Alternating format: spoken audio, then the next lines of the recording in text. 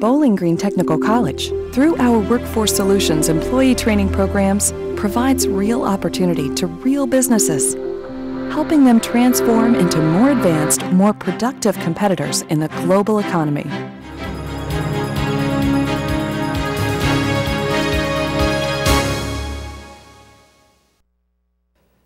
Welcome back to Bowling Green Technical College Workforce Solutions, Transforming Lives, Transforming Kentucky, the weekly program that keeps you informed on business and personal improvement possibilities.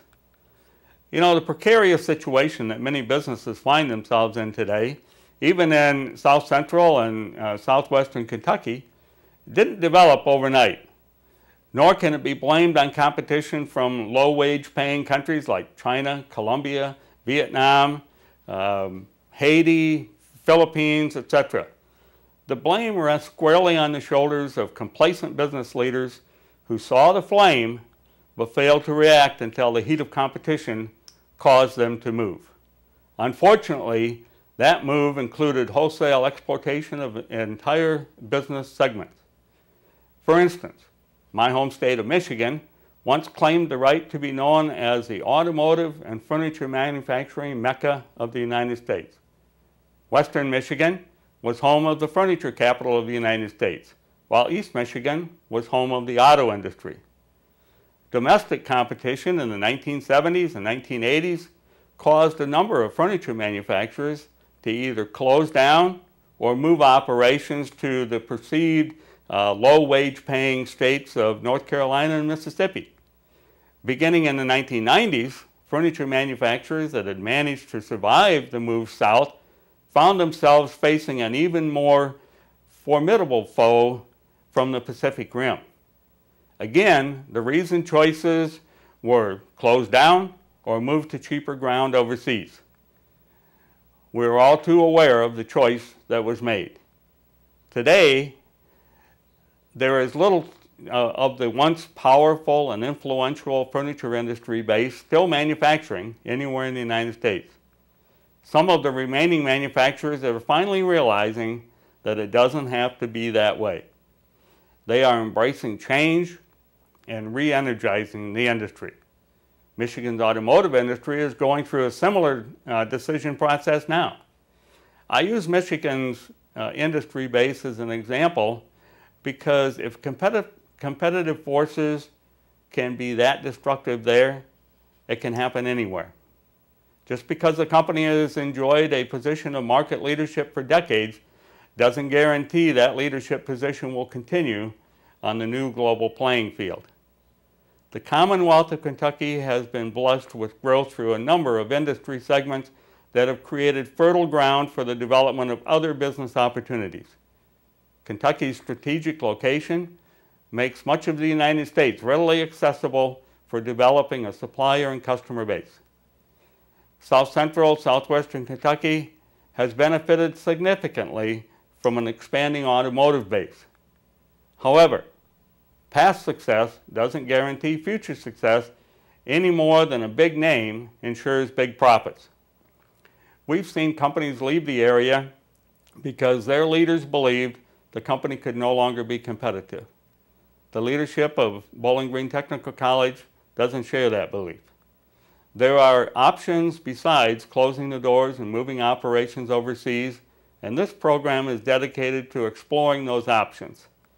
The options we will focus most of our time on will be the lean business philosophy. We've chosen to emphasize lean because it's a business model that applies equally to any and all business and industry segments. Lean may be a business term that's unfamiliar to you, so I'll share a couple of definitions with you that put the philosophy in proper perspective. There are two schools of thoughts regarding the word lean. One of them is what I call lean with a little L. The typical image that comes to mind when hearing the word lean is something with no fat, like a lean piece of meat.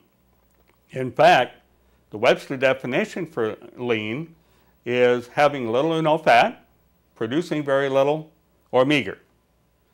I've heard news commentators, and you probably have as well, refer to downsizing a business through layoff or early retirement options as leaning the business. I've even had business leaders comment that they couldn't possibly operate any leaner than they are already, meaning they've reduced their staff to the bare minimum. That is not the lean we will be discussing. Lean with a big L is not about getting rid of people or downsizing a business. It's about creating opportunities for growth through better utilization of existing resources. Big L lean has not been a part of the business vocabulary for too long. The term was originated by a man named John Krafcik in 1986. His definition of lean is wordy but important to share. In his words, and I quote, "Lean production uses less of everything compared to mass production." Mass production being the way most businesses have operated in the United States for years. Producing a lot of one thing at a time, putting the assets into inventory for later use. He continues, producing with half the human effort in the factory, half the manufacturing space, half the investment in tools, half the engineering hours to develop a new product in half the time. Also, it requires keeping far less than half the needed inventory on site, results in far fewer defects, and produces a greater and ever-growing variety of products. His definition is not only wordy, but radical as well.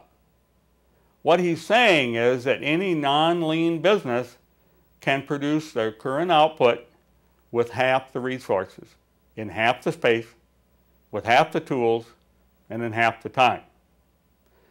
I want to take a moment to let that definition sink in.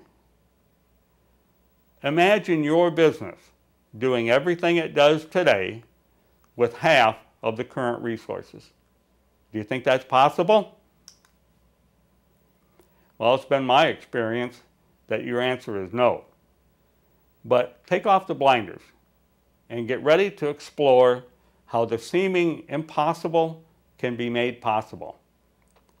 I prefer to put it different.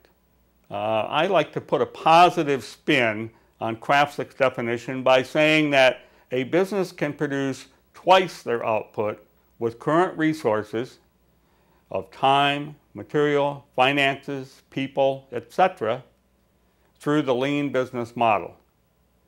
Back in 1986, the focus was on improving manufacturing output, which is clearly the objective of Krafcik's definition. Since then, we have come to understand that improving productivity isn't just a requirement for the production floor. Productivity gains can also be achieved in administrative functions and non-manufacturing venues as well. That's why I prefer the term lean business philosophy rather than lean manufacturing.